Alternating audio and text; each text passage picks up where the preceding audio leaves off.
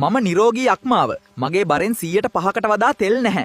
හැබැයි බඩේ තෙල් සහ සීනි වැඩි වුණොත් මම ඊළඟට මෙන්න මේ වගේ වෙනවා. මම ස්ටියටෝසිස්. දැන් මගේ බරෙන් 130%ක්ම තෙල්. මම තාම නිහඬයි. හැබැයි එකපාරටම කෑම නොකා බර අඩු කරන්න එපා. මම තවත් ලෙඩ වෙනවා. මම නෑෂ්. දැන් තෙල් වැඩි වෙලා. ඉදිමිලා. මගේ සෛල තුවාල වෙලා. මාව දැම්ම හොයාගත්තේ නැත්නම් මම ඊළඟ භයානක මට්ටමට යනවා. මම ලෙඩ වුණත් ලක්ෂණ නැති තරම්. අධික මහන්සිය හෝ බඩේ දකුණු පැත්තේ තදගතිය මගේ අනතුරු ඇගවීම. නොසලකා හරින්න එපා.